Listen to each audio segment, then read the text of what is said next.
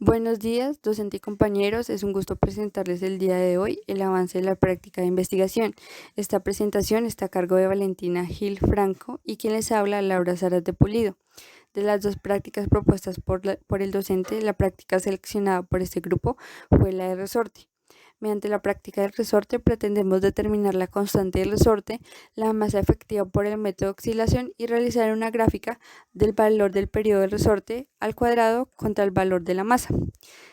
Para la presente práctica se utilizaron diferentes materiales tales como un resorte con un gancho, un soporte, una balanza, un cronómetro, una regla, un juego de 3 masas y una tabla realizada en Excel. Para realizar la práctica fue necesario elaborar un soporte en hierro para colocar en esta estructura un resorte. El resorte a su vez tenía anclado un gancho, el cual nos fue sumamente útil ya que nos permitió suspender un juego de masas. En cuanto a las características más específicas del montaje, podemos mencionarles que el soporte estaba construido en hierro. El resorte empleado para la práctica tenía un diámetro de 1,6 centímetros y una longitud de 11,8 centímetros. En cuanto al juego de masas empleado, podemos mencionarles que las masas empleadas fueron pesadas previamente en una balanza y mediante este procedimiento se logró determinar que la masa 1 tenía un peso de 15 gramos, la masa 2 tenía un peso de 40 gramos y la masa 3 tenía un peso de 50 gramos. Cumpliendo con la característica y el parámetro establecido en la práctica, en el que se establece que la masa 1 es menor que la masa 2 y la masa 2 a su vez debe ser menor que la masa 3. La práctica se dividió en 3 partes. En la primera parte colgamos del extremo de la parte B del resorte la masa número 1 y esperamos hasta que éste alcanzara la posición de equilibrio.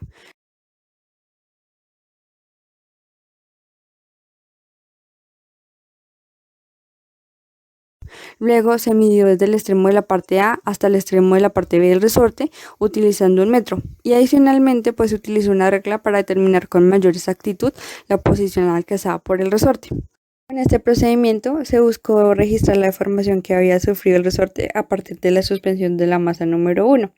Este procedimiento se realizó 2 veces más con la masa número 1 para obtener un promedio del punto X. Este procedimiento anteriormente mencionado también se aplicó con la masa número 2 y con la masa número 3. La segunda parte de la práctica consistió básicamente en elongar 4 centímetros con la masa número 1 y luego soltarlo. Después de que se elongó esa longitud, se registró con la ayuda del cronómetro el tiempo que tomó el resorte en realizar 10 oscilaciones. Una vez se culminaron las 10 oscilaciones, se detuvo el cronómetro y se registró el tiempo para la masa número 1. Este procedimiento se realizó 2 veces más con la masa número 1 para así poder obtener un promedio del tiempo de oscilaciones. El proceso anteriormente mencionado también se realizó con las masas número 2 y con la masa número 3. La parte número 3 de la práctica consistió básicamente en utilizar Excel. Allí se realizó una tabla y se pusieron los datos obtenidos de la práctica anteriormente realizada. En Excel se hicieron una serie de conversiones y cálculos.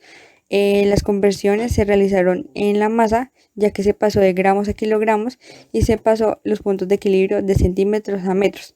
Adicionalmente, a las conversiones se realizaron una serie de cálculos.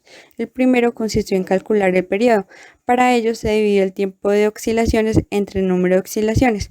El segundo consistió en hallar el valor de la constante del resorte para cada masa utilizando las ecuaciones. Una vez calculadas las 3 constantes, estos datos se promediaron para calcular la constante del resorte. Los datos de la masa y el tiempo fueron utilizados para hacer una gráfica del valor del periodo del resorte al cuadrado contra el tiempo. Espero que esta presentación haya sido de su agrado.